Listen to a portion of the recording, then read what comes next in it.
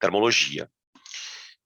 Aqui na termologia, a gente vai separar e nós não vamos trabalhar termodinâmica, tá? A termodinâmica a gente vai trabalhar numa partezinha à parte, numa das aulas lá na frente. As questões de termologia, gente, elas vão trabalhar, se a gente pegar aí as questões dos últimos anos, né? O Enem, ele tem se caracterizado por cobrar bastante coisa diferente. Então, as questões, às vezes, trabalham com fluxo de calor, que é um assunto que vem sendo cobrado de vez em quando aqui, propagação de calor por irradiação, por convecção, né, que são questões mais teóricas, ou então questões que relacionam a potência com transmissão de calor, que macete, que mole, né? Então, assim, é um tema meio que variado, né? Na termologia não tem muita... Se você olhar para a prova, nos últimos anos, eles cobram bastante coisa diferente, tá? Nas últimas edições de prova, a gente chegou a ter anos aí que caíram 2, 3 questões de termologia. Então, o Enem acaba meio que repetindo os temas. Então, o que você precisa lembrar, botar na cabeça para ir para a prova? Vamos fazer aqui um resumítio, né? A termologia, ela é dividida em alguns tópicos. Então, vamos fazer uma lista aqui das coisas importantes. Então, termologia.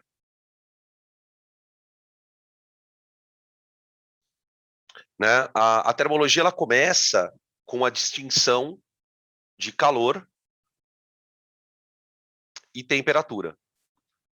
Né? A primeira coisa que a gente trabalha quando estuda a termologia é a diferenciação de calor para temperatura. O calor é a energia térmica que vai se propagar, né, de um corpo ao outro, desde que haja diferença de temperatura entre os corpos. Então, corpo A com temperatura maior, corpo B com temperatura menor, o calor vai, ou ele flui, né, vamos chamar de fluir o calor, do corpo de maior para o corpo de menor temperatura. Tá.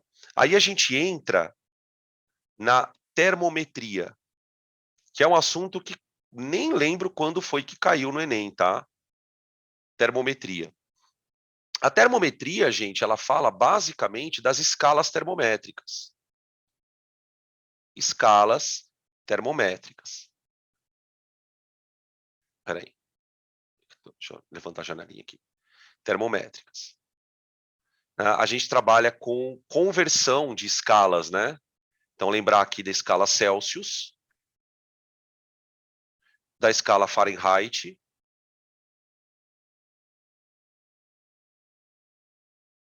e da escala Kelvin. Tá? Então, você tem lá as equaçõezinhas para transformar de Celsius para Kelvin, de Celsius para Fahrenheit, enfim. Tá? Geralmente, as questões que envolvem termometria elas são questões fáceis, e eu não sei se é exatamente por isso que o Enem não cobra, mas enfim, eles acabam não cobrando, né? Porque realmente é um tema meio tosco, né? Vamos falar a verdade que é um tema que não dá para criar questões muito contextualizadas. É basicamente trocar de uma escala para outra. Tá? Esse tema é o que menos cai. Aí a gente entra, depois que aprende a diferença de calor, temperatura, né? A gente vai falar de como o calor se propaga. Propagação do calor.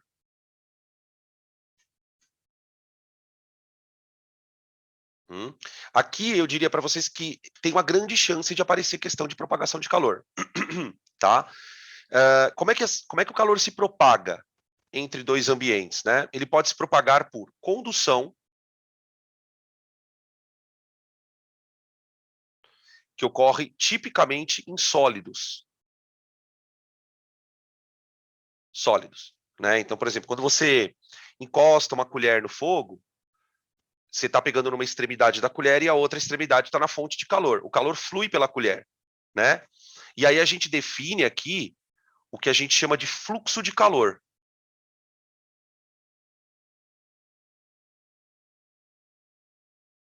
Tá? Que depois a gente mostra lá a formulinha do fluxo. Tá? O fluxo de calor ele analisa quais são os parâmetros que são importantes, né, no momento que vai haver uma troca de calor entre dois corpos. Né? Então vamos pegar um exemplo, vai, para vocês entenderem. Imagina que você tem uma caixa fechada e dentro da caixa tem uma fonte de calor. Esse calor ele vai se propagar de dentro para fora por meio das paredes da caixa. Então a gente vai descobrir que esse fluxo, né, que mede o quão rápido o calor flui, ele vai depender de alguns parâmetros, como a espessura da parede, como a área da parede, tá? Então a gente vai, na hora que chegar lá na questão, a gente trabalha a parte matemática do fluxo. É a única parte da propagação de calor que pode cair com conta. Se cair conta, é fluxo de calor o negócio. Aí a gente tem a propagação de calor por convecção, que ocorre em fluidos, né? O que a gente chama de fluidos? Os líquidos ou gases. Tá? Fica muito atento com convecção de calor, porque a convecção explica, por exemplo, o processo de inversão térmica, né? O processo de distribuição de calor num líquido, tá? Então é importante lembrar que questões de convecção tendem a ser teóricas. Tá? Tanto a convecção quanto a condução são duas formas do calor se propagar através da matéria. Matéria, né? Ou pelo sólido ou pelo líquido. No entanto, a gente sabe que o calor pode se propagar no vácuo. Só que quando o calor se propaga no vácuo, ele está se propagando na forma de onda eletromagnética. Né? Acho que a gente pode usar como exemplo, né, de ancorar o conceito, o Sol. Então, o Sol emite radiação, a radiação viaja no vácuo até a Terra. Quando a radiação entra na Terra, ela viaja por aproximadamente 8 minutos, né, no vácuo. Quando a radiação entra na Terra, ela é absorvida pela atmosfera. Então, a radiação ela entra na forma de ondas eletromagnéticas, tá? E é o que a gente chama de irradiação.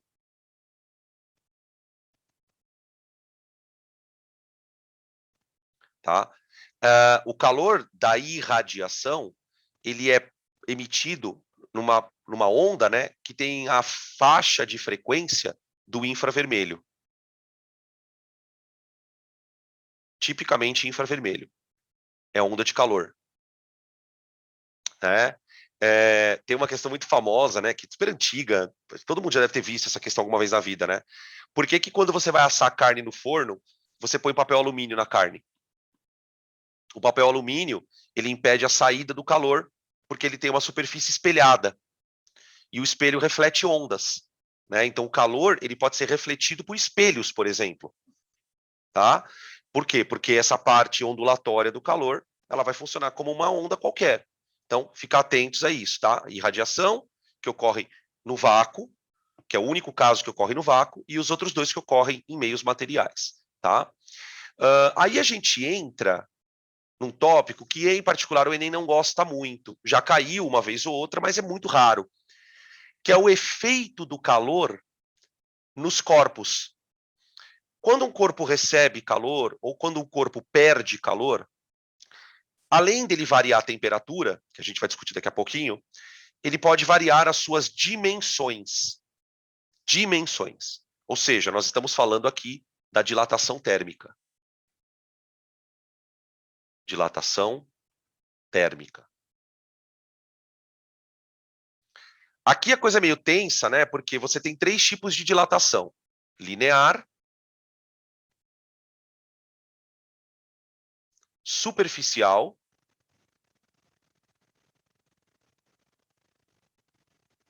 ou volumétrica.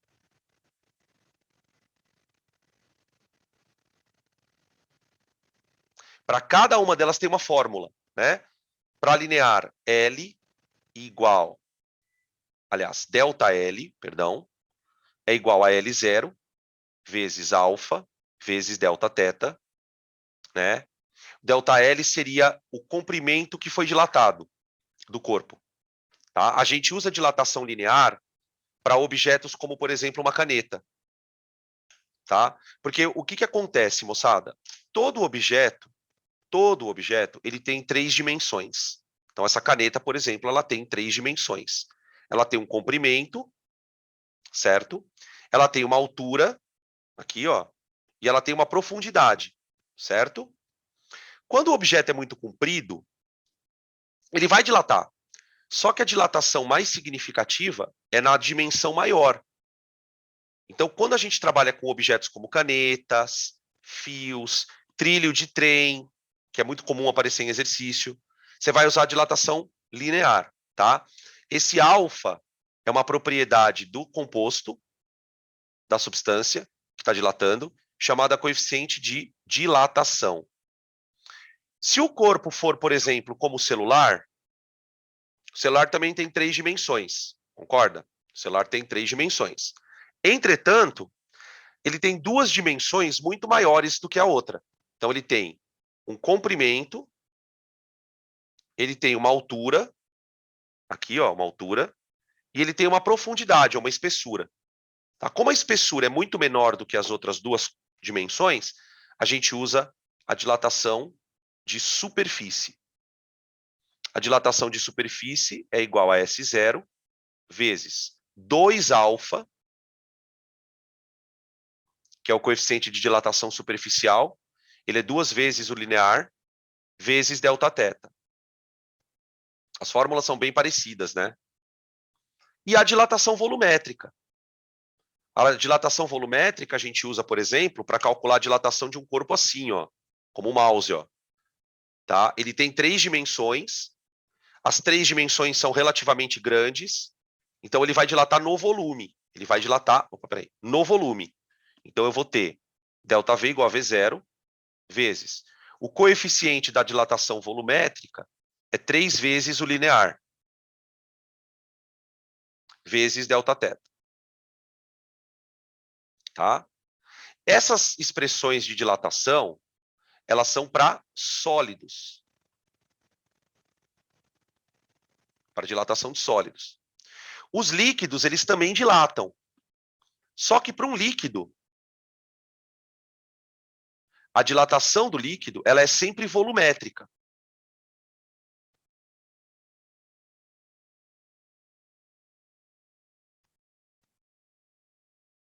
Tá? Esse aqui é o coeficiente de dilatação do líquido. Nunca caiu, tá, gente? Nunca caiu. Se cair, vai ser uma baita de uma novidade. Tanto é que nessa aula, eu dei essa aula de uma forma bem superficial, a gente não entrou muito nos meandros da história, tá? Justamente porque é um assunto que não cai muito. Geralmente, quando cai questão de dilatação, é questão teórica, tá? Então, por que tem que ter espaçamento entre trilhos? Enfim, coisas dessa natureza. Não acho que seja o que você precisa se preocupar para a prova, beleza? Tá? Essa é a parte inicial da coisa. Então, eu tenho calor, temperatura, propagação de calor e dilatação. Aí, depois que a gente termina essa parte de dilatação, a gente entra na parte que mais aparece, que é a calorimetria. A calorimetria, ela estuda de maneira matemática as trocas de calor. Então, quantas calorias um corpo perde? Quantas calorias um corpo ganha? Né? Então, eu vou trocar aqui a tela, tá? Vou trocar aqui para a gente poder fazer as observações. Aqui é a parte que a gente precisa tomar mais cuidado, a calorimetria. Da calorimetria, o que a gente começa fazendo? A gente começa definindo 2 grandezas que são muito importantes. Né? Na verdade, 3. O primeiro é o calor sensível ou calor específico. Né? O segundo é o calor latente.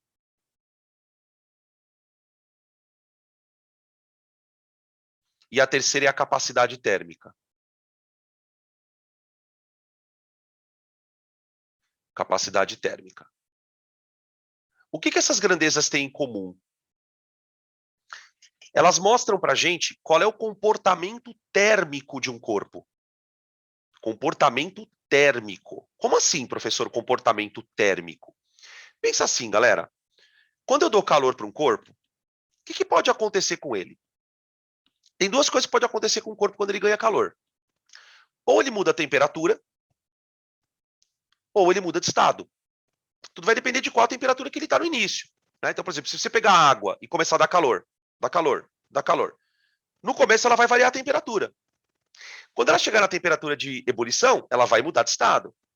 Então, quando um corpo ganha calor, como é que ele lida com esse calor? Bom, O calor específico, que é representado pela letra C, ele é definido como sendo uma quantidade de calor que uma certa massa vai ganhar para variar a temperatura. Tanto é que a unidade de calor específico é caloria por grama grau Celsius. Tá? Por exemplo, metais têm uma capacidade de esquentar muito, não tem?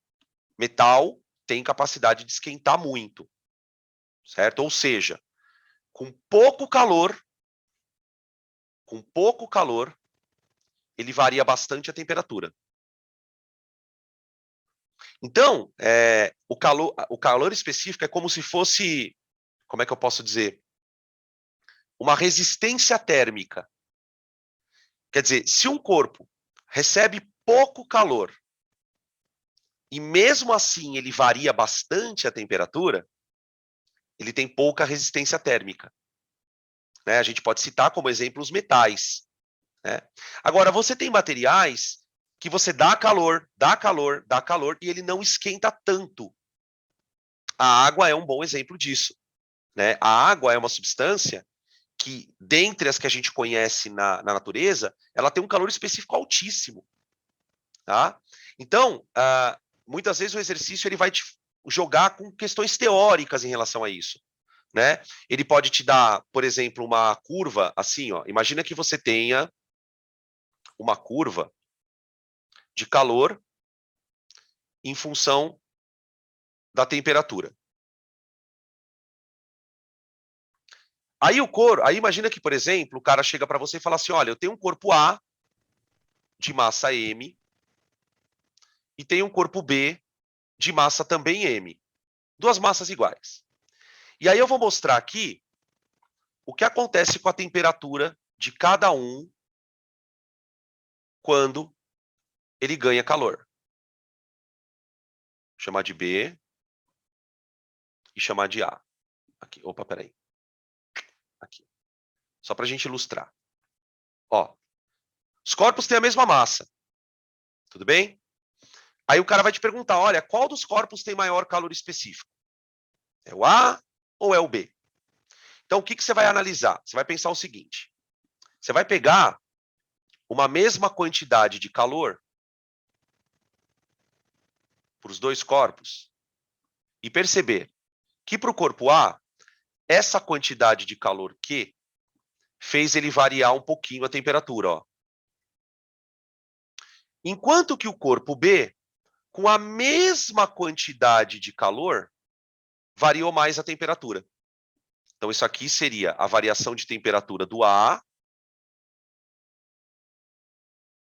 e esse aqui seria a variação de temperatura do B. Aqui, ó. Tá? Então, o corpo A, ele varia menos a temperatura com a mesma quantidade de calor do que o corpo B. Então, a partir destas observações, a gente consegue estabelecer quem é que tem mais calor específico, quem é que tem menos calor específico. Tudo bem? São questões teóricas que podem aparecer. O calor latente, ele expressa uma outra coisa. O calor latente, ele vai dizer para a gente quantas calorias uma certa massa precisa para mudar de estado. Nossa, ficou muita perninha no M, né? Perdão. Aqui, tá? O calor latente, ele está associado à mudança de estado.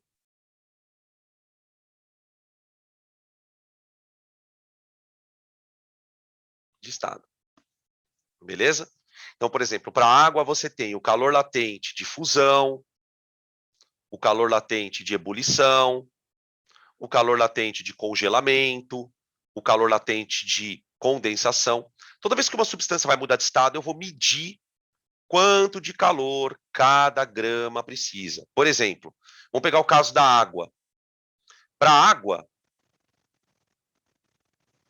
o calor latente de fusão, esses valores são dados, tá? Não precisa saber isso, não. Ele vale 80 calorias por grama. Então, quer dizer, para cada grama de água que você quer derreter, de gelo que você quer derreter, você vai precisar gastar 80 calorias. Tá? É isso. Claro que tem substâncias com calores latentes maiores ou menores. Tá? O calor latente ele não está associado à mudança de temperatura. Por isso que a gente fala, quando estiver mudando de estado, usa que mole. Quando não estiver mudando de estado, usa o que macete. Tá? Beleza? Então, o calor específico e o calor latente, eles são propriedades de substâncias. Então, o gelo tem calor latente, o ferro tem calor latente, a água tem calor latente e assim por diante, né? A capacidade térmica, ela é mais atribuída a objetos. Porque quando você vai, por exemplo, colocar por exemplo, você vai colocar água quente numa jarra. Você vai colocar água quente numa jarra. Se você põe água quente numa jarra, a jarra esquenta. A jarra esquenta. Quanto ela esquenta? Depende da capacidade térmica dela. Então, você tem materiais que têm capacidade térmica maior ou menor. A capacidade térmica ela é definida como a quantidade de calor que você dá para um corpo para ele variar a temperatura. Percebe? Ela é diferente, um pouquinho diferente do calor específico. Porque o calor específico, ele diz para a gente quantas calorias cada grama precisa para esquentar. A capacidade térmica não vai levar em consideração a massa do corpo. Então, geralmente, a gente usa a capacidade térmica quando dentro do problema envolve-se uma garrafa que vai esquentar junto, né? A gente precisa tomar muito cuidado. Por quê? Porque recipientes ideais, aquela história do ideal, né, que tem na física, toda vez tem um negócio ideal. Os recipientes ideais nos problemas, eles são recipientes que não esquentam e nem esfriam. Então, tipo assim, tem aqueles problemas em que o cara fala, olha, eu peguei água quente e um pedaço de ferro frio e ponho ali. Qual vai ser a temperatura final? Quando ele fala para você, considere o recipiente com capacidade térmica desprezível, significa que você não vai considerar que ele esquenta ou esfria. Tá? Recipientes ideais são recipientes que você vai fazer de conta que ele não está na conta. Beleza? Então, tem que ficar atentos a isso. Geralmente, quando os exercícios cobram esse tipo de coisa, eles falam, considere que o recipiente é ideal. Ou você vai perceber que o recipiente não é ideal, porque ele vai te dar a capacidade do recipiente. Tá? Bom, essas definições todas, elas são usadas para quê? Para que a gente faça a famosa troca de calor.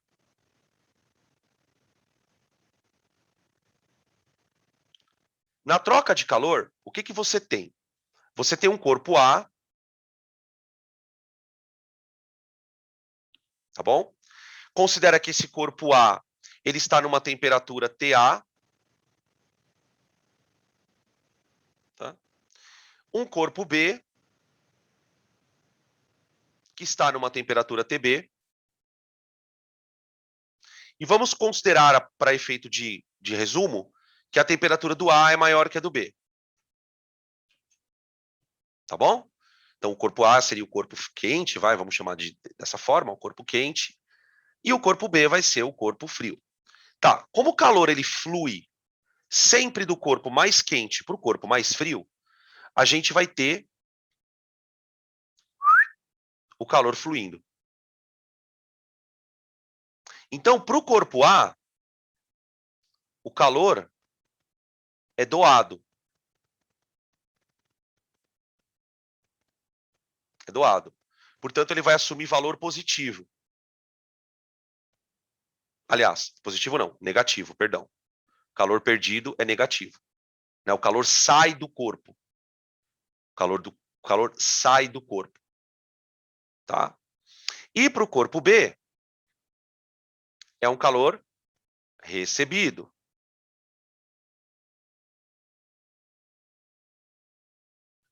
Recebido. Q maior que zero. tá? Geralmente o problema que envolve troca de calor, ele vai te perguntar o que especificamente? Ele vai te perguntar assim, qual a temperatura que esse sistema entra em equilíbrio? Quantos graus vai ser a temperatura? Né? Por quê? Porque a gente sabe que a troca de calor, ela só vai acontecer enquanto as temperaturas forem diferentes. Então o corpo A, ele vai esfriando, porque ele vai perdendo calor, o corpo B vai esquentando, porque ele vai ganhando calor, chega uma hora que as temperaturas se igualam, né? Para a gente calcular a temperatura de equilíbrio, né, que é o que a gente chama de equilíbrio térmico, você vai dizer que o calor doado mais o calor recebido tem que ser zero. Professor, como assim? Por que, que o calor doado mais o calor recebido tem que ser zero? Simples, né, gente? Se um corpo tá, vamos imaginar, né, trocando calor com o outro. Vamos imaginar que o corpo A, ele perca 10 calorias. Se o corpo A perde 10 calorias, ou seja, menos 10, né? O corpo B ganha essas 10 calorias. O calor é transferido, ele não desaparece no processo. Aquela história de que a energia se conserva, né? Toda vez. A energia se conserva, a energia se conserva. Então, a quantidade de calor de um é o contrário da do outro. Um é positivo, o outro é negativo, tá? Quando você abre essa fórmula, você consegue calcular a temperatura de equilíbrio, tá? Isso é um assunto que a gente também trabalhou bastante durante as aulas. A gente fez uns 5, 6 exercícios de troca de calor, desde os mais fáceis até os mais difíceis, né? Quando é que um exercício de troca de calor é fácil, Dan? Quando ele bota dois corpos para trocar calor. Então ele pega, um pedaço de ferro quente e joga na água.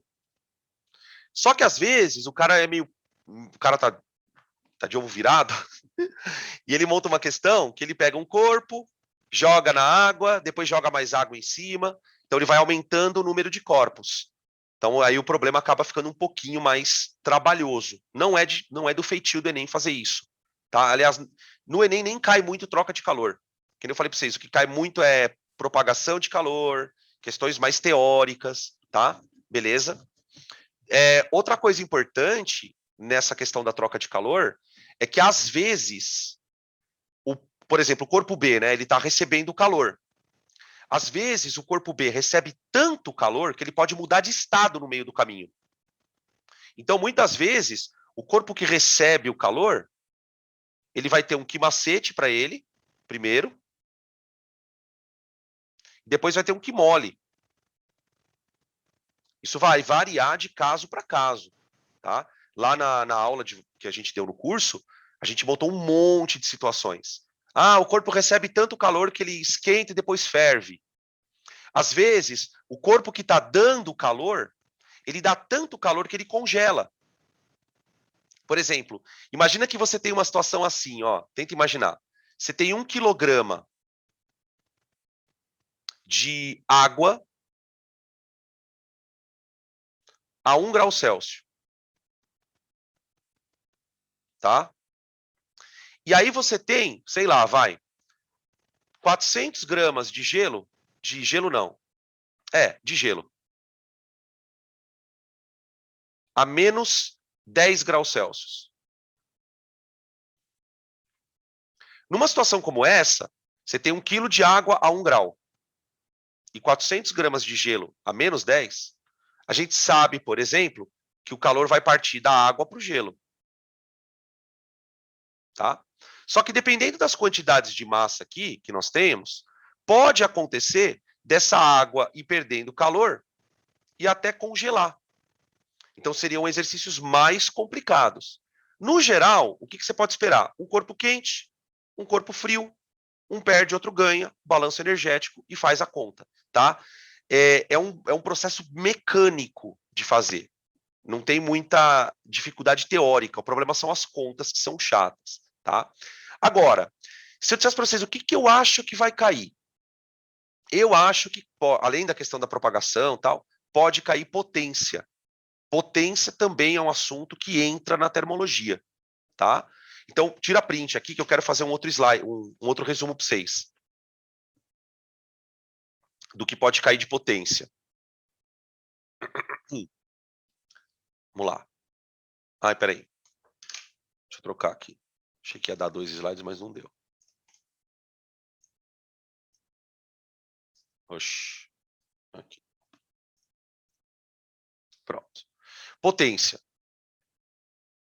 Potência térmica.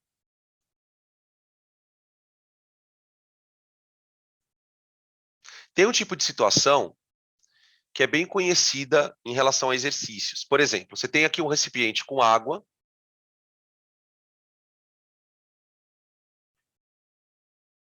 Tá?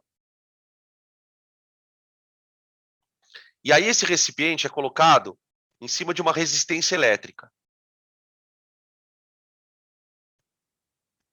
que está ligada numa bateria. Olha que bonito. Tá? O que essa bateria vai dar para a resistência? DDP. Como ela vai dar DDP, ela vai fazer uma corrente elétrica passar no resistor. Essa corrente vai aquecer o resistor, que vai transferir calor para a água. Né? Então, aqui a gente tem uma relação que é a seguinte. A potência térmica do sistema, ela vai ser dada pela quantidade de calor recebido pela fonte lá, né? Dividido pelo tempo. Tá? Desenvolvendo essa conta, eu posso dizer, por exemplo, que a potência é UI ou U quadrado sobre R ou RI quadrado. Tudo isso é igual a MC delta θ dividido pelo tempo. Então, o que o cara faz quando ele quer quebrar a tua vida? Ele fala assim, olha, eu tenho uma bateria de tantos volts ligada num resistor de tantos ohms. Sabendo que a massa da água é tal, em quanto tempo essa água vai esquentar a tantos graus Celsius? Tem muitas questões que envolvem esse tipo de raciocínio. Quanto tempo eu tenho que deixar o negócio ligado para fazer com que a água esquente tantos graus? Ou então ele faz, olha, se eu deixar o negócio ligado 1 minuto, qual vai ser a variação de temperatura da água? Tá? Então, tomar muito cuidado, porque eles gostam de misturar a potência da eletricidade com a potência da termologia. Tá bom? Beleza? Isso não é bem um conteúdo, né? A gente não trabalha uma aula para falar de potência, mas nos exercícios aparecem essas situações. Tá bom, gente? Beleza? É basicamente isso, tá? Você vê que tem bastante coisa de termologia, né? Vamos começar a fazer as questões? Se vocês quiserem perguntar alguma coisa, mandem aí no chat, tá? Mandem aí que eu vou respondendo. Então, vamos lá. Vamos para a questão número... Não sei qual, deixa eu ver aqui. Peraí. Perdão. Aqui. Questão número 1, gente. Olha lá, meio fresquinha também a questão. Meio fresquinha. Então, olha o que ele fala. Mesmo para peixes de aquário, como o peixe arco-íris, a temperatura da água fora da faixa ideal, 26 a 28, bem como a variação brusca, pode afetar a saúde do animal. Para manter a temperatura da água dentro do aquário na média desejada, utilizam-se dispositivos de aquecimento com termostato. Então, tipo assim, né, o termostato, como ele funciona, né? Ele é uma espécie de um dispositivo que, quando a água está fria, ele liga, aí liga uma resistência, ela vai aquecendo a água. Quando a água atinge a temperatura ideal, ele desliga. Ele fica regulando a temperatura, ligando e desligando, né? O termostato, você tem vários aparelhos que têm termostato. Por exemplo, sabe aquele grill George Foreman? Quando você vai fritar alguma coisa no grill, pode perceber. Você põe ele lá a coisa, né? A carne, alguma coisa que está fritando, e aí você escuta ele dar uns estalos lá dentro. Ele vai toque, toque, toque. E a luz fica acendendo e apagando. É o termostato. Quando ele esquenta demais, o termostato desliga. Aí esfria. Quando esfria, ele liga de novo, tá? Aí ele fala assim, ó, por exemplo, num aquário de 50 litros, pode-se utilizar um sistema de aquecimento de 50 watts, otimizado para suprir a taxa de resfriamento. Essa taxa pode ser considerada praticamente constante, já que a temperatura externa do aquário é mantida pelas estufas. Utilize para água calor específico 4 kJ por grama Kelvin, 4 kJ por grama Kelvin, tá? Então, o calor específico é 4.000 joules para que 1 grama esquente 1 Kelvin. E a densidade da água é de 1 quilograma para 1 litro. Tá? Beleza? Ah, peraí, eu cometi um erro aqui, gente. Eu não li direito, ó. Aqui é quilojoule por quilograma. Não é por grama, não, tá, Danilo? Você não vai cair cagadinha. Ó. Quilograma para 1 Kelvin. Tá. Se o sistema de aquecimento for desligado por 1 hora, qual o valor mais próximo para a redução de temperatura da água? Tudo bem? Tá aí. Se o sistema for desligado por 1 hora, qual vai ser o valor para a redução da água? Bom, a primeira coisa que a gente vai fazer aqui é calcular a potência. Como é que eu vou escrever, então? A potência é igual a Q sobre ΔT. Porque qual que é o lance, né, gente? Pensa assim. Enquanto o aparelho está ligado, a temperatura está constante. Está constante. Tá? Conforme a gente desliga, o aparelho começa a esfriar. O aparelho começa a esfriar. Tudo bem? Então, eu vou escrever aqui, ó. Ele fala aqui, a potência de entrada, que é a potência do aparelho, é igual à potência de entrada de calor, né? Dada pelo aparelho, é igual à potência de saída do calor. Quer ver onde ele fala isso aqui, ó? Ele fala assim, ó. Um aquário de 50 litros pode utilizar um sistema de aquecimento de 50 watts otimizado para suprir sua taxa de resfriamento. Essa parte ela é delicada. O que acontece? A potência de 50 watts quer dizer para a gente que o aparelho ele dá 50 joules por segundo. Mas a potência de saída também é a mesma. Então, o que eu vou fazer?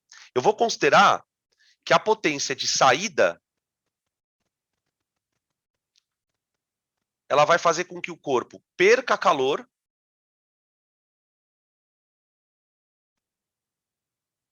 num dado intervalo de tempo.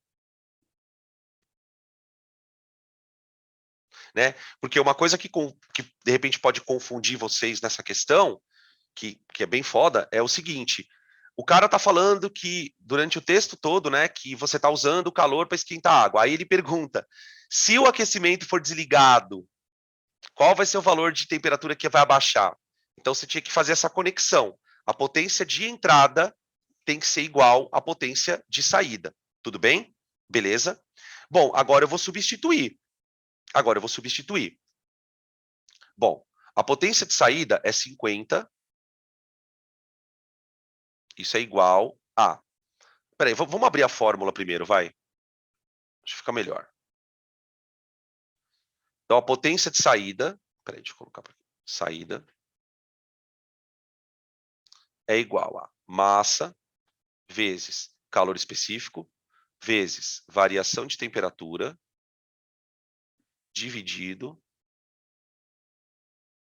pelo tempo. Aqui, tá bom? O que a gente precisa tomar cuidado aqui agora é com as unidades, tá, gente? É com as unidades, tá bom? Como ele quer o ΔT, Não, ele quer o delta θ, né? Vamos chamar de delta θ. Vamos isolar esse delta θ? Eu acho que fica mais fácil. Então, eu vou escrever assim, ó. Delta θ é igual a potência de saída vezes o tempo dividido pela massa vezes o calor específico. Tá aí, ó. Tá? Que aí eu já quero a variação de temperatura. Então, a variação de temperatura é igual a... Agora, vamos começar a botar os valores, tá? Potência, 50. O tempo é 1 hora. Tá? Aí a gente precisa tomar um cuidado com o seguinte. A potência está dada em watt. Watt é joule por segundo. Então, se eu estou usando watt, que é joule por segundo, o tempo ele precisa estar em segundo. 1 hora. 1 hora. Tá? Agora, dividido pela massa, a massa é quanto? 1 quilo. Certo? 1 quilo. 1 quilo. 1 quilograma. Vezes... não é 1 quilo, não. É 1 vezes 50, né? Perdão. Por que vezes 50? Porque a gente tem 50 litros de água. 50 litros são 50 quilos. Multiplicado pelo calor específico, que é 4 quilojoules. Eu vou colocar 4.000, né? 4.000 joules. Tá aí, ó. Beleza? Bom, eu cancelo aqui. Tá? Dá 3.600 dividido por 4.000. Dá 0,9. Então, quer dizer, a variação de temperatura ela foi de 0,9 Kelvin. 0,9 Kelvin. Por que saiu em Kelvin? É chata essa coisa de unidade, né? Saiu em Kelvin, gente, por causa dessa grandeza aqui, ó. Dessa grandeza aqui, ó.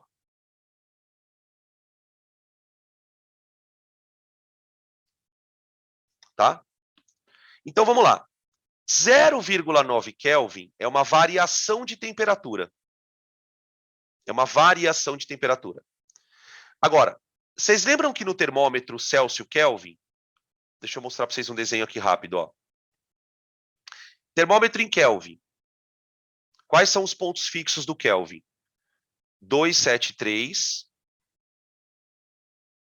e 373, não é? Ponto fixo do gelo e da água. Tá? No Celsius, o 273 equivale a 0 e o 373 equivale a 100. Gente, quando o termômetro em Celsius anda 100 graus, o Kelvin também anda 100. Ou seja, embora os valores sejam diferentes, a escala é a mesma. Quando o termômetro Celsius andar uma casinha, o Kelvin vai andar uma. Quando o termômetro em Celsius andar duas, o Kelvin vai andar duas. Então, o nosso corpo esfriou 0,9 kelvins ou 0,9 Celsius. 0,9 Celsius. Tá? A variação corresponde à mesma. Tudo bem? Que dá a alternativa C, né? C. C. Tá aí. Difícil, né? Bem difícil. Vamos fazer outro. Pode tirar print aí, se quiser.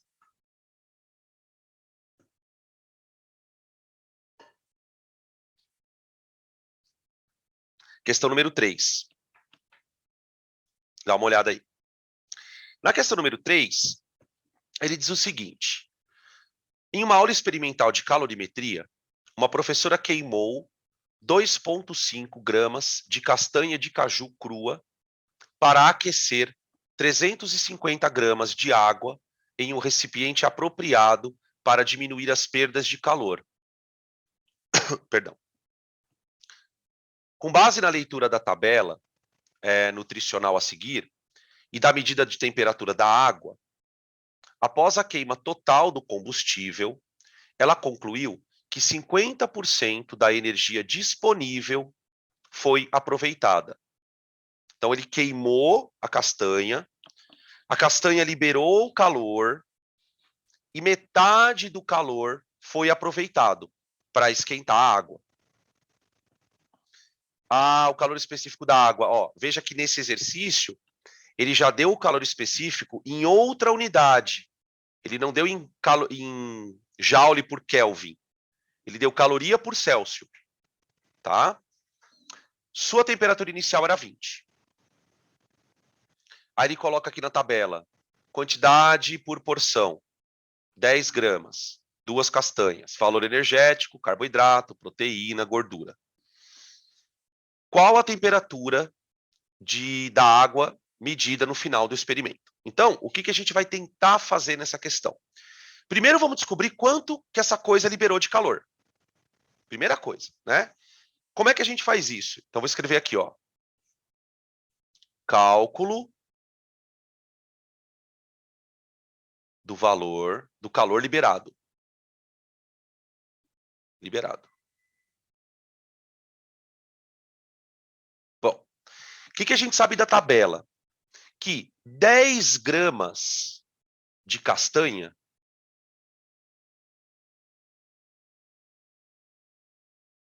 conseguem liberar de energia 70 quilocalorias. Tá? O experimento usou 2,5.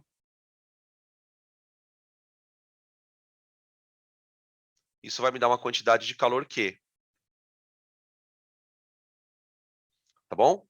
Então, a quantidade de calor Q, ela vai dar 1/4 de 7. Acho que dá 17 e pouco. Deixa eu ver aqui. 17,5. Tá bom? Confere aí, gente. 17,5. Tá? Para 2,5 gramas. Tá. 50% desse calor foi aproveitado. Então, 50% disso é o que absorvido. Então, é isso vezes metade, que dá 8 e pouquinho. 8,75 cacau.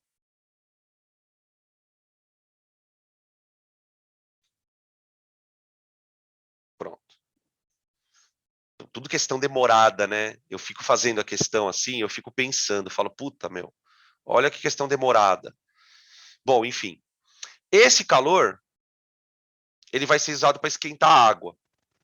Então, bora esquentar a água. Agora eu vou usar o que macete.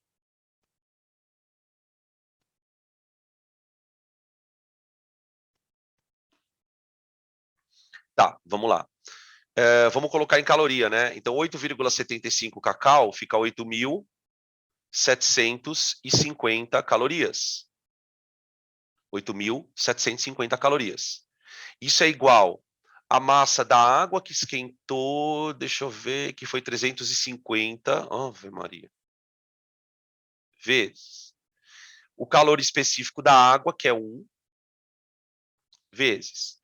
Na variação de temperatura, eu vou colocar variação de temperatura mesmo. Vamos achar o delta θ direto, tá? Então, é 8.750 dividido por 350. Dá 25 a variação de temperatura. Tá? Delta θ. No entanto, gente, ele não quer a variação de temperatura. Ele pergunta, qual a temperatura no final do experimento? Então, a variação de temperatura, ela é temperatura final menos a temperatura inicial. Então, nós teremos que a variação de temperatura é 25 e igual a TF, θF, menos 20. Então, a temperatura final da água, ela vai para 45 graus. Tá? Beleza? Os exercícios de conta, eles vão nessa linha de raciocínio. Então, ficamos com a alternativa C. C. Podem tirar print.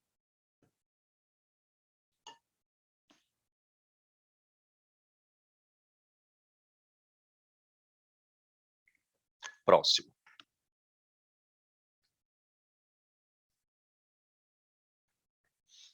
Questão número 4. Questão número 4. A questão número 4 é a questão que eu havia falado para vocês, que trabalha com a ideia de fluxo de calor. Tá? Então, antes da gente entrar na questão, deixa eu dar uma introduzida na história. Tenta imaginar uma parede.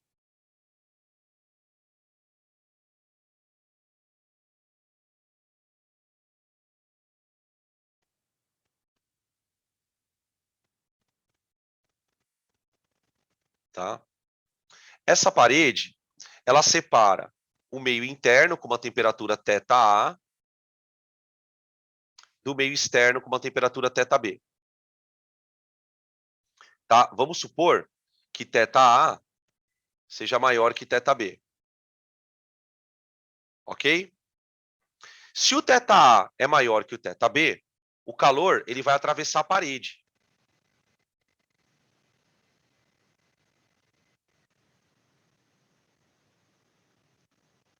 Ele vai atravessar a parede, tá? Só que ele não atravessa a parede por um ponto só, ele atravessa a parede por toda ela. Tá? A gente pode medir o que nós chamamos de fluxo de calor.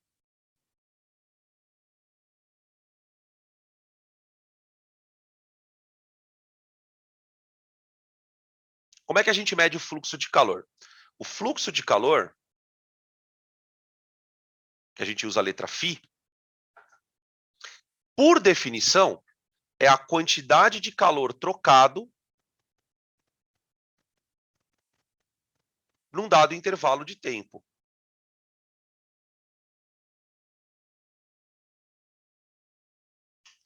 Ou seja, é uma espécie de potência, né? Tanto é que se você olhar ali, vai dar watt, né? Joule por segundo dá watt, tá? Então, o calor, o fluxo, ele mede uma taxa de troca. O quão rápido o calor anda de um lado para o outro, tá? Do que é que depende esse fluxo? Esse fluxo, ele depende de, primeiro, variação de temperatura entre os dois lados. Né? Por exemplo, se um lado está muito quente e o outro lado está muito frio, o fluxo de calor é muito alto. Ele escapa rapidamente, o calor. Tá? Ele vai depender também da espessura. Opa, perdão, gente. Calma. Aqui. Ele vai depender da espessura da parede. A espessura da parede é basicamente isso aqui, ó. O quão grossa é a parede? A gente vai chamar de L. Tá? E vai depender também da área da parede. Área. A área da parede, gente, é basicamente isso aqui, ó. Isso é a área da parede. Se a parede tiver uma área muito grande, o calor escapa mais rápido. Tá? Então, você tem a diferença de temperatura, a espessura e a área que está servindo de contato, né, entre os corpos aí, entre os meios, aliás. Tá? Então, qual é a fórmula do fluxo de calor? Você pode calcular ele pegando um K vezes A vezes delta θ sobre L. Tá bom? Então, ó, notem o seguinte. O fluxo ele é diretamente proporcional à variação de temperatura. Tá? Por exemplo, por que num dia que a temperatura está muito baixa, a gente sente frio? Porque quando você está num ambiente de temperatura muito baixa, a diferença de temperatura entre o teu corpo e o ambiente ela é muito alta. Então, quando a diferença de temperatura é muito brusca, você perde calor muito rápido. Por isso que você sente frio. A sensação de frio, ela é dada para a gente por causa do fluxo de calor. Quando o dia está com uma temperatura próxima do teu corpo, você não sente frio. Né? Aqui em Cuiabá, por exemplo, a gente pega dias em que a temperatura do ambiente ela está maior que a tua temperatura. Está maior até. Quando os dois corpos têm a mesma temperatura, você não tem fluxo de calor. Tá? Notem que quanto maior a espessura da parede, espessura é inversamente proporcional ao fluxo. Ó.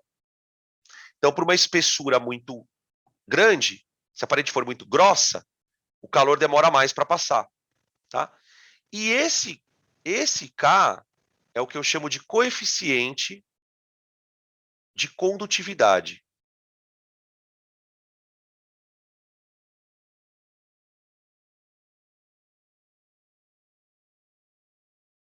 Térmica. Cada material tem o seu. Tá? Os metais são bons condutores de calor. Concorda? Então, eles têm coeficiente de condutividade grande.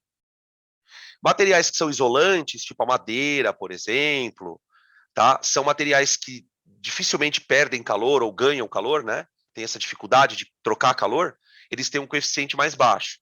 Tá? Esse coeficiente é representado pela fórmula como K. Tudo bem? Beleza? A gente está falando aqui de propagação de calor, tá? É o único caso de propagação de calor que tem conta para fazer. A convecção e a irradiação, elas não têm conta nenhuma para fazer, tá? Bom, tudo bem, gente? Fui meio rapidinho para a gente poder fazer a questão. Deixa eu copiar esse slide aqui. Espera aí. Pronto. Aqui. Ó, tira print aí, se vocês quiserem, para a gente poder fazer a questão. Ele fala aqui, ó. Um objeto de recipientes isolantes. Espera, deixa eu trocar aqui.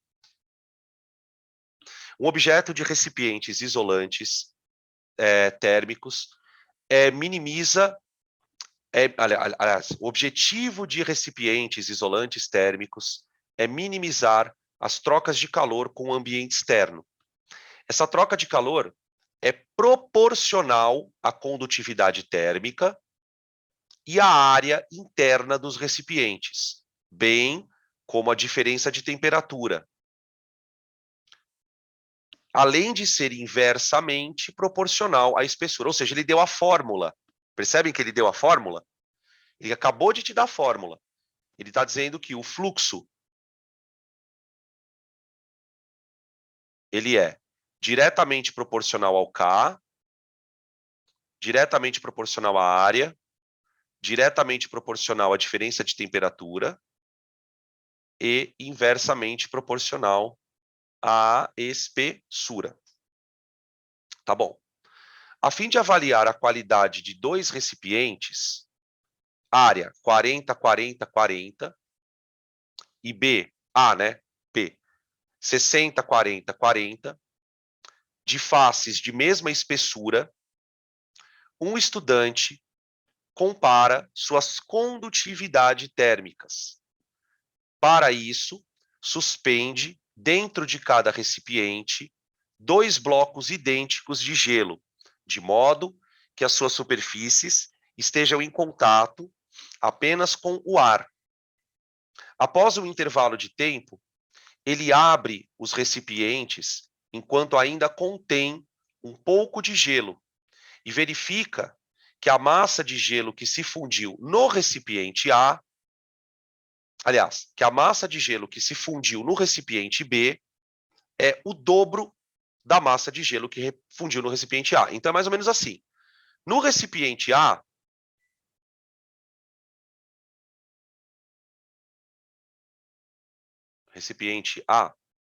você tinha gelo.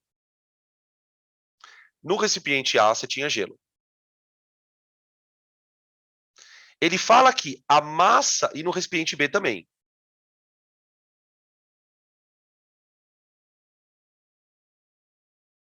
Você tinha gelo. Primeira coisa que a gente vai perceber aqui é o seguinte: por que o gelo derreteu? O gelo estava no recipiente. Então, eu vou desligar minha câmera aqui, gente, porque eu vou ter que escrever aqui no cantinho. Se eu escrever aqui no cantinho, o pessoal não vai enxergar na hora que estiver gravando, tá?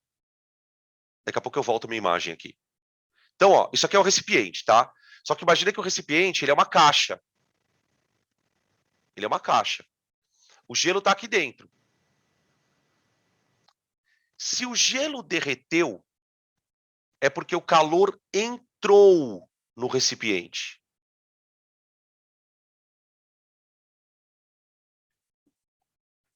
Agora, quanto de calor entrou no recipiente? Quanto de calor entrou no recipiente? Olha, o calor que entrou no recipiente, ele vale ml. Para cada... Ah, mas como é que você sabe que é ml? Porque o gelo derreteu. O gelo derreteu. Então, veja, no recipiente A, olha o que ele fala aqui no final do texto, ó. A massa de gelo que fundiu no B foi o dobro da massa que fundiu no A. Então, no A, eu vou dizer que derreteu M vezes L. Essa é a quantidade de calor que entrou no recipiente A.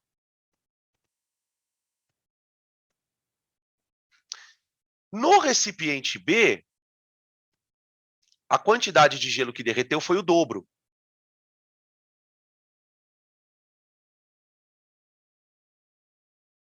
Então, você pode falar que no recipiente A entrou Q calorias, enquanto que no recipiente B entrou 2Q calorias. Tudo bem? Até aqui, beleza? Tá. Aí ele continua.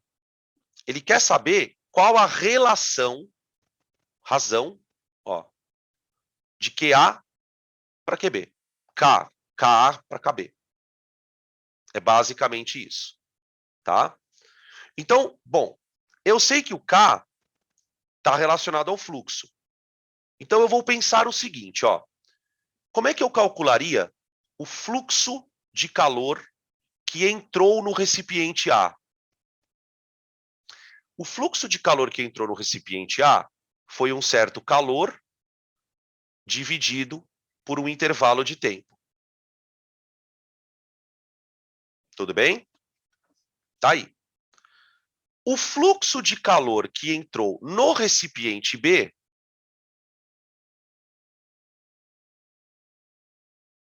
é 2Q sobre ΔT. Porque entrou 2 vezes mais de calor. Por quê? Porque a massa que derreteu foi o dobro, certo? Então, eu posso escrever que o fluxo em B é igual a 2 vezes o fluxo em A. O fluxo em A. Tudo bem? Beleza. Tá. Agora, o que eu tenho que fazer? Eu tenho que relacionar o fluxo A com o fluxo B. Tá. Um outro problema que a gente tem que resolver aqui nessa questão, gente, é o problema das áreas. É o problema das áreas. Então, veja, o meu recipiente, aqui, ó, o meu recipiente, ele tem 40 por 40 por 40. É um cubo, né? É um cubo. Só que é um cubo, tá? Esse cubo, ele tem quantas faces? Então, vamos colocar aqui, recipiente A. Ele tem isso aqui, ó. 40, 40, 40. Certo? O cubo, ele vai ter 1, 2, 3, 4, ele tem 6 faces. Todas iguais. Todas iguais. Então, a primeira coisa que eu vou fazer é calcular a área do cubo A. Vai ser 6 vezes 40 por 40. Olha que questão foda. Tá? Imagina que cada face do meu cubinho tem uma área 40 por 40. Portanto, eu tenho 6 faces 40 por 40. Tá, agora, o cubo B, que não é um cubo, na verdade, o cubo, ele é um paralelepípedo, né, o desgramento. Então, ele tem 40, 40, 60. Ó.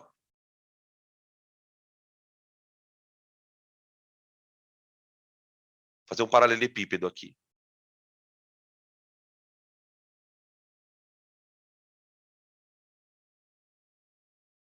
Ó. Aqui, ó. Aqui, o que você tem que tomar cuidado com essa área? Veja que ele tem 4 faces maiores, que seriam as seguintes, ó. Tá vendo essa face aqui da frente, ó? Ela é 60 por 40. Você tem 4 dessas. Você tem uma na frente, uma aqui atrás, uma aqui em cima e uma aqui embaixo. Tá? Então, a área do nosso cubo 2, do nosso paralelepípedo, né, B, ela vai ser 4 vezes 60 por 40, que são as faces maiores, certo? Mais 2 vezes 40 por 40. Espera aí.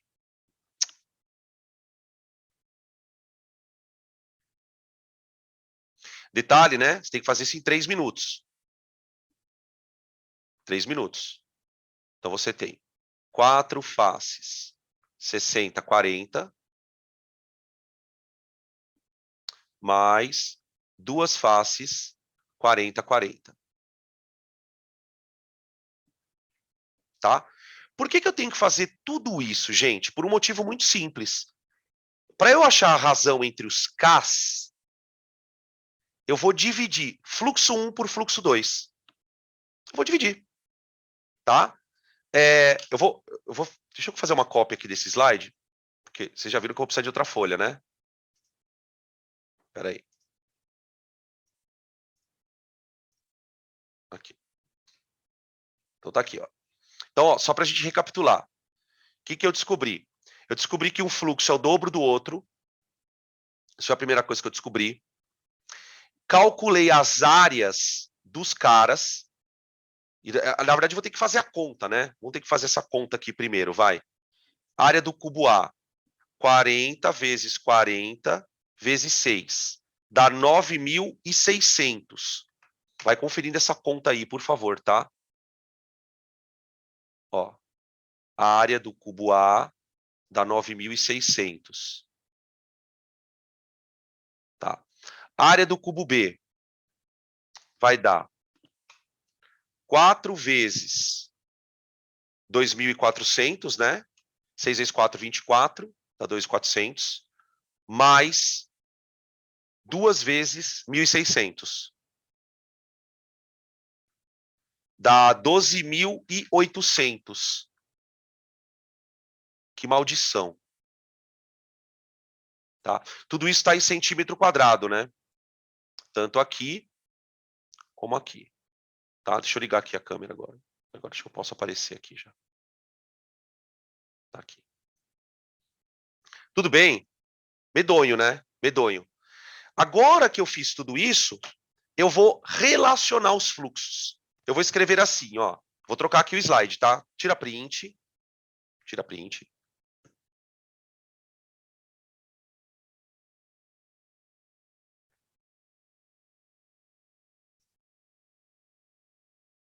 Vamos lá.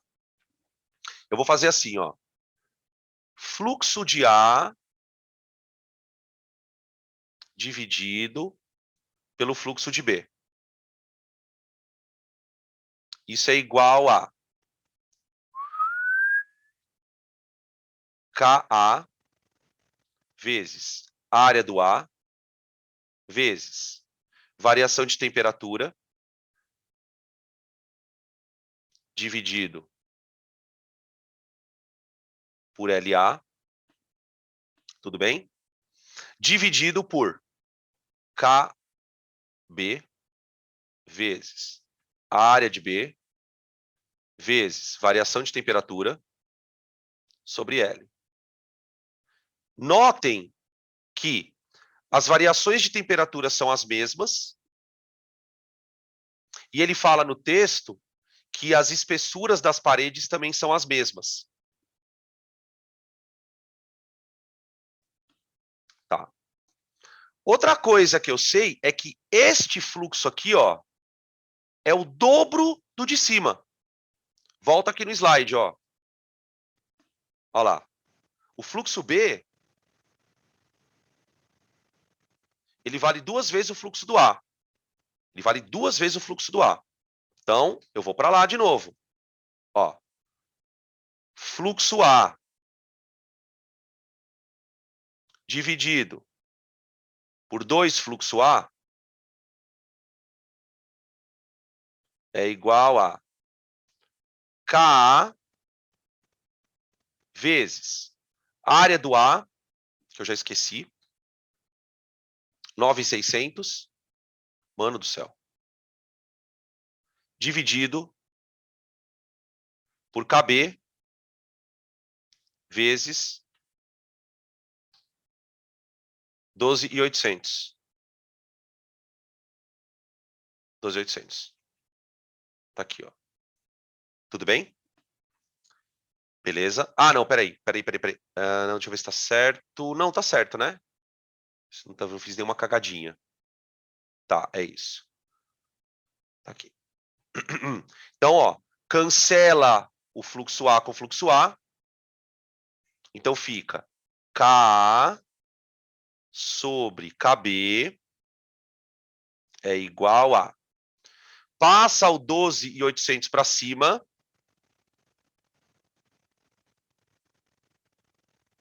Sobre... Tá vendo esse 2 aqui embaixo, ó? A hora que eu passar o 9.600 para baixo, ele vai multiplicar o 2. Dá 18, 19, 200, é isso? Ou eu viajei? Deixa eu ver. Já não estou mais confiando em mim mesmo. É, tá certo. Tá certo. Tá? Isso aqui, então, vai dar igual a 12.800 sobre 19.200. 0,67. Tá aí. Né? Aí a gente vai olhando para isso, né? E vai percebendo por que, que a nota de natureza é sempre a mais baixa de todo mundo. A prova é difícil. A prova de física, a prova de química, a prova de biologia. Biologia é um pouco menos, eu acho, né? Mas a prova de física é um absurdo. A prova do Enem. Né? Eu sempre faço questão de... Porque assim, você tá... Olha essa questão. Você está fazendo essa questão junto com outras 89. São 45 de matemática e 45 de natureza. Né? Beleza? Então, uma questão super difícil. Alternativa B de bola. B de bola. Tudo bem? Vamos fazer mais uma? Tem mais aqui. Eu separei mais, acho que umas 3 aqui. Ó. Uma, 2, 3. Ainda tem mais 4 aqui. Vamos ver se... Ixi, tem mais. Ó. Ixi, tem um monte. Calma, vamos lá. Vamos dar uma aliviada no Paranauê, né? Vamos tentar dar uma aliviada no Paranauê. Pega lá a questão 17. 17 não. Eu olhei para o Enem 17. Pega a questão número 6 aí. Pega aí a questão número 6. Bom, vamos lá. A questão número 6, ela é uma questão que envolve mais interpretação, análise de gráfico, do que contas horrorosas como as que a gente acabou de fazer aqui. Então ele fala assim, ó, um manual fornecido pelo fabricante de uma ducha de 220 volts é apresentado num gráfico com a variação de temperatura da água em função da vazão para 3 condições: morno, quente e super quente. Na condição super quente, a potência dissipada é 6.500 watts. Considere o calor específico da água, 4.200 joules por quilograma, grau Celsius. E a densidade da água, 1 quilograma por litro. Tá, vamos tentar entender o gráfico aqui, vai. Antes da gente ler a pergunta. Aqui. Pronto. Bom, vamos lá. Vamos pegar aqui morno. Morno. O morno, quando a vazão é 3 litros por minuto, ele está nessa temperatura aqui, ó. Tipo, vai a uns 12 graus, tá vendo? Ó? No quente, ele já está nos 24 graus por aí. E no super quente, ele está nos 32 graus. Com a mesma vazão, tá vendo? Ó? Com a mesma vazão. Aqui, eu posso pegar em outros pontos também. O que a gente percebe nos gráficos, né, de maneira assim, comum, é que quando você aumenta a vazão do chuveiro, a água esquenta menos. Todo mundo aqui sabe disso, né, gente?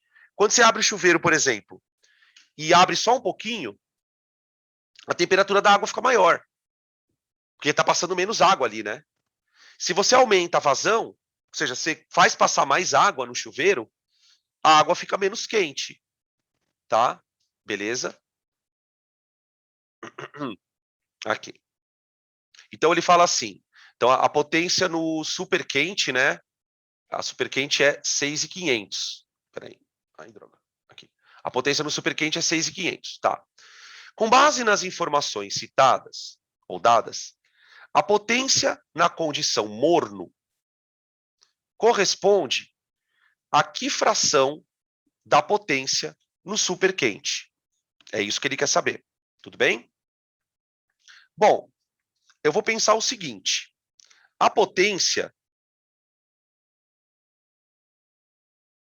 é igual a Q sobre ΔT. Tudo bem? Esse calor é o calor usado para esquentar a água. Esse calor é o calor esquentado, é usado para esquentar a água. Então, eu posso dizer que esse calor ele é mc ΔT.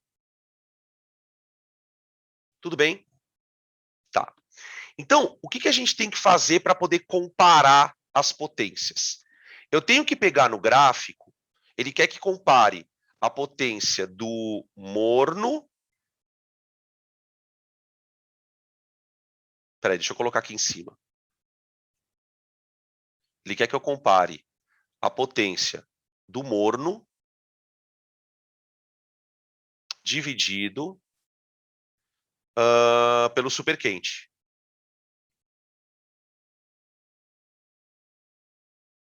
Super quente. Tá bom. O que eu vou fazer, então? Eu vou dividir uma pela outra. Eu vou dividir uma pela outra. Eu vou escrever o seguinte. Eu vou dizer que a potência no morno sobre o super quente é a massa vezes o calor específico vezes a variação de temperatura do morno dividido pelo tempo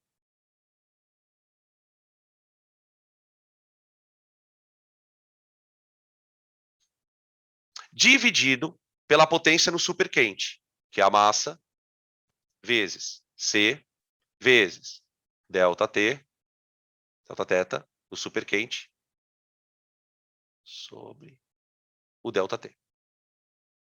Tá aqui. Bom, como a gente está trabalhando com água, pelo menos tem uma coisa que dá para cancelar. Tá aqui. Tudo bem. Agora é que vem a parte meio louca da história. Por quê? Quer dizer, agora, Danilo, sério? Gente, vamos olhar no gráfico e vamos procurar um ponto onde o morno e o superquente tenham a mesma vazão. Então, eu vou escrever assim, para uma mesma vazão.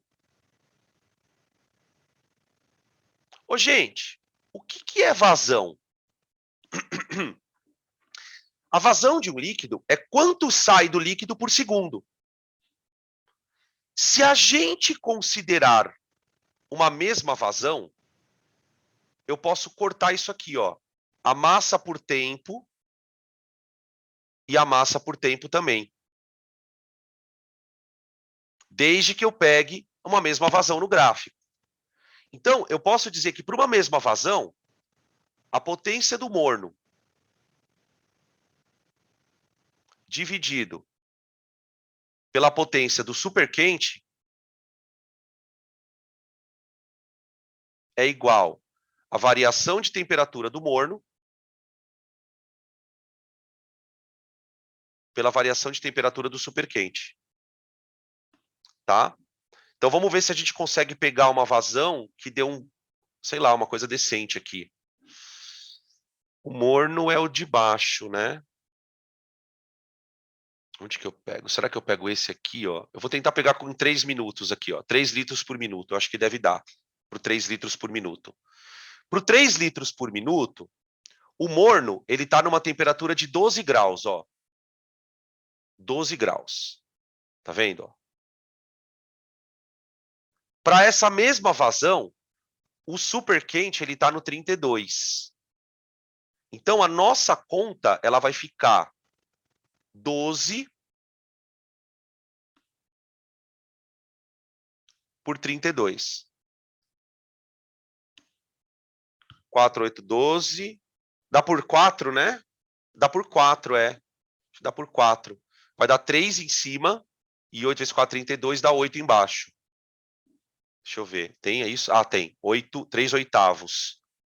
Tá? Que vai dar a alternativa D de Deus me livre. Eu só... Vou fazer um comentário aqui. A cada exercício que eu faço, alguém sai da sala. Eu acho melhor eu parar, porque os caras daqui a pouco não vai ter ninguém na sala. Tudo bem? Vamos fazer mais um?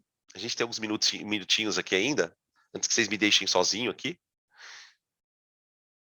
É aquele tipo da coisa que você fala assim, meu, que se foda essa porra, levanta e vai embora, né? Nossa, gente, quantas vezes eu fiz isso na faculdade? Você entra na aula, o professor começa a falar, dá meia hora, 40 minutos, você não entende nada, você fala, meu, quer saber? Tchau, vou embora. Vazei. Tá bom? Eu falei pra vocês, tinha 12. Tinha 12. Agora tem 7. Agora tem 7. Isso, né, se eu demorar mais um tempo aqui, eu tô dando aula para mim mesmo. Mas tudo bem. Percebe como é difícil? Percebe como é difícil? Então, entendam, né, gente, que para você conseguir fazer a prova, sobretudo a prova de física, né, tem que ter muita calma, e assim, é a nota que vai ser mais baixa. Então, quem for, digamos assim, quem for menos pior em natureza, acaba se dando vantagem. Também aí tem uma questão que eu preciso contar para vocês, né, para que vocês também não fiquem muito noiados. Eu, de maneira proposital, escolhi questões cabeludas. Mas você não vai achando que numa prova de 15 questões de física, as 15 são assim, né? Você vai esperar, gente, numa 15 questões, 3 difíceis. Não passa disso. Aí umas outras 5, 6 são as médias, né? Que são aquelas questões que você vai errar algumas, vai acertar outras, e o resto são as questões que aí você não pode errar, tá? Pelo menos umas 7 ali. Você tem que. Então, esse é o problema, né? Ó, o pessoal tá falando aqui. Eu sei o conteúdo, mas o problema é fazer a questão, né? Por quê? Porque são questões muito diferentes. São questões. É nível FUVEST. Eu dou risada, assim, não falo, né? Mas eu dou risada quando eu vejo um aluno falando, eu vou estudar só estilo Enem. Cagada! Pode pegar a questão da Unicamp e fazer, pode pegar a questão da UEL e fazer, porque você está estudando. Você está estudando. As questões de natureza são realmente mais complicadas, tá? Vamos fazer uma que deixa a gente um pouco menos triste, vai. A saideira. Vou fazer a saideira aqui. Ó, aqui, ó. Ela não é fácil, mas ela é mais fácil que as outras, mas tem que tomar cuidado aqui, tá? Questão da UERJ. As questões da UERJ são boas porque eles... Obrigado pela... Ihu! Ele fala aqui, ó. Em uma experiência de calorimetria, os corpos A, B e C, que possuem massas, temperaturas e energias térmicas distintas, são colocados em um recipiente isolante. Então é assim, você tem aqui um corpo A, um corpo B e um corpo C. Eles têm temperaturas diferentes e têm massas diferentes, tá? Aí ele fala, são colocados num recipiente isolante térmico e de paredes rígidas, suspensos por fios ideais, que são fios que não tem troca de calor, nada, né? Conforme mostra a figura. Tá ali. Aí olha o que ele fala agora na questão. Em seguida, através da válvula... Ai, gente, tô com soluço, calma. Peraí. Perdão. Em seguida, através da válvula V, retira-se grande parte do ar no interior do recipiente. Então, você pode dizer que tem praticamente vácuo. Vamos escrever aqui, ó. Vácuo. Praticamente um vácuo. A partir desse instante, predomina. Por que ele fala predomina? Porque vai ter outras coisas. Predomina um processo de transferência de calor entre os corpos. Então, lembre-se que nós temos 3 processos de transferência de calor. Eu tenho condução, convecção e irradiação.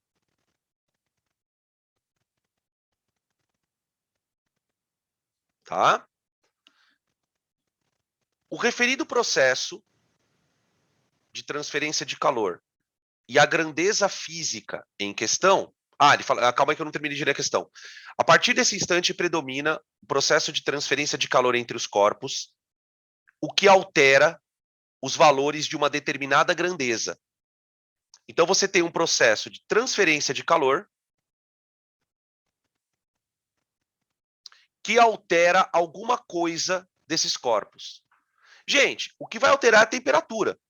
Desde quando um processo de transferência de calor altera a massa? O corpo não vai ficar mais leve porque perde calor.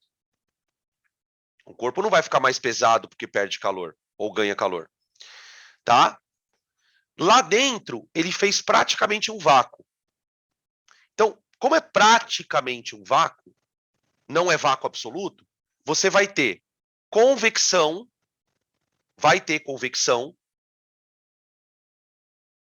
e vai ter irradiação. Só que quem predomina é a irradiação. Por quê, professor? Porque não tem muito ar ali. Não tem muito ar. Lembrar que a convecção, ela depende do aquecimento que varia a densidade do líquido, né? Ou do ar, do fluido. Então, você precisa ter ar lá dentro. Para ter a tal da corrente de convecção, você precisa ter ar lá dentro. Deu para entender? Então, assim, tem os dois. Mas como ele fala, qual que predomina? Qual predomina é a irradiação. Então, alternativa C. Tá aí. C de Cristo, né? Tudo bem? Beleza. Não vou me estender muito. Eu sei que vocês estão ocupados. Semana de P1 do Enem, tá? Então é isso. Se vocês quiserem fazer alguma pergunta agora é a hora. Se não, pode chamar o Uber. Chama o Uber. Chama. Tudo bem? Tranquilo? Ok. Então tá bom. Então vocês fiquem com Deus. E amanhã nós nos vemos, tá? Amanhã a última aula da semana. 2 horas da tarde amanhã também, de novo, tá, gente? Amanhã é às 2. Só foi 3 horas a de ontem e a de hoje. Fechou? A gente se vê então amanhã. Tchau, gente! Tchau, tchau, tchau, tchau. Desculpa qualquer coisa, tá? Fiquem com Deus. Beijo.